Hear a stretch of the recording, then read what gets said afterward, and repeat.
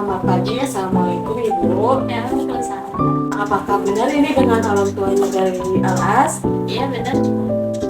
Nah, di sini kan saya sudah memberikan konseling yang pertama yang sudah saya jadwalkan. Di sini saya akan memberikan konseling kembali terhadap Ibu agar Ibu mengetahui apa sih dampak dari kekerasan orang tua terhadap anak, definisi kekerasan orang tua terhadap anak, gejala kekerasan orang tua terhadap anak, terus cara pencegahannya itu bagaimana sih? Baik Ibu, di sini saya akan menjelaskan definisi kekerasan orang tua terhadap anak. Boleh dilihat ya Bu. Menurut WHO, kekerasan terhadap anak adalah suatu tindakan penganiayaan perlakuan salah satu pada anak dalam bentuk menyakiti fisik anak, emosional, seksual, melalaikan pengasuhan dan eksploitasi untuk kepentingan komersial dan secara nyata ataupun tidak. Jadi Ibu melakukan itu secara nyata ataupun tidak, dapat membahayakan kesehatan, kelangsungan hidup, martabat, atau perkembangannya. Kekerasan anak dapat disebut juga dengan child abuse, yaitu semua bentuk kekerasan terhadap anak yang dilakukan oleh gereja yang memiliki kuasa atas anak tersebut, seperti anak ibu. Yang seharusnya dapat dipercaya, misalnya orang tua, keluarga dekat, dan guru, termasuk saya. Kekerasan terhadap anak tidak hanya di keluarga yang miskin saja, tapi bisa di keluarga yang kaya.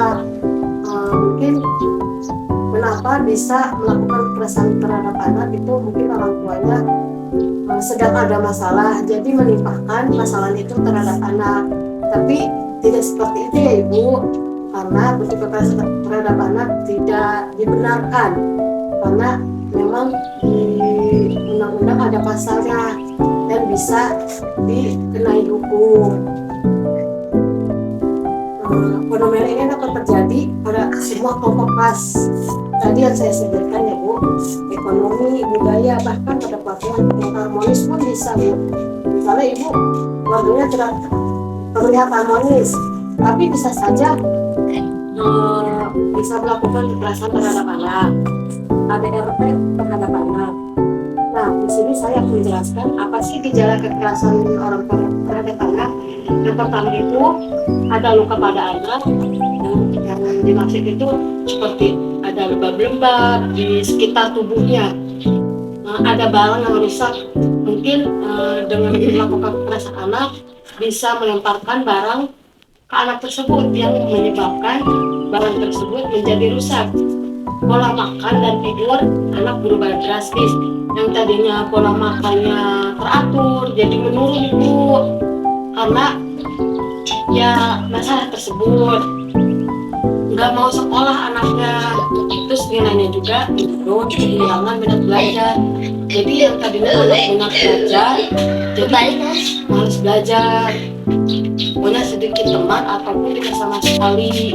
Menarik diri, misalnya si anak tersebut menarik diri, menyendiri diri sendiri, tidak mau berbicara ke guru ataupun ke temannya ataupun ke keluarga, karena dia merasa takut.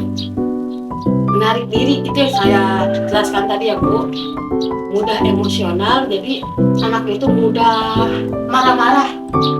Jadi di sekolah tidak ada apa-apa, dia mudah marah-marah, mudah agresif, tertekan, dan murung, menghindari tempat hidup tertentu, dan dia takut sendirian. Bahkan dia suka takut terhadap orang tertentu Bu, menyalahkan diri sendiri itu, kenapa harus aku yang kena kekerasan orang tua gitu. Merasa tidak berdaya, jadi merasa dirinya itu lemah, nggak berdaya, nggak bisa melawan gitu.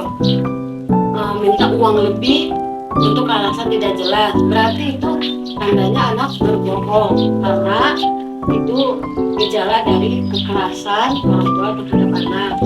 Bicara tentang bunuh diri, kalau anak ada bicara tentang bunuh diri, sudah dipastikan itu mengalami kekerasan orang tua.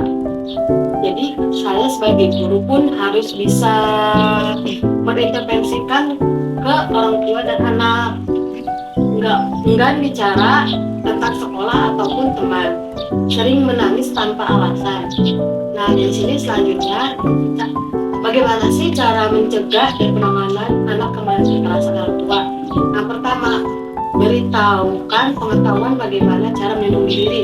Beritahukan kepada anak bagaimana sih cara melindungi diri dari agar anak tersebut tidak mendapatkan kekerasan. Berikan pendidikan Ibu, pendidikan budi pekerti seperti agama, maksimalkan prasekolah, bangun komunikasi yang baik terhadap anak. Jadi Ibu komunikasinya yang baik ke anak. Bekali anak ilmu bela diri, bukan berarti selalu membantah orang tua ya.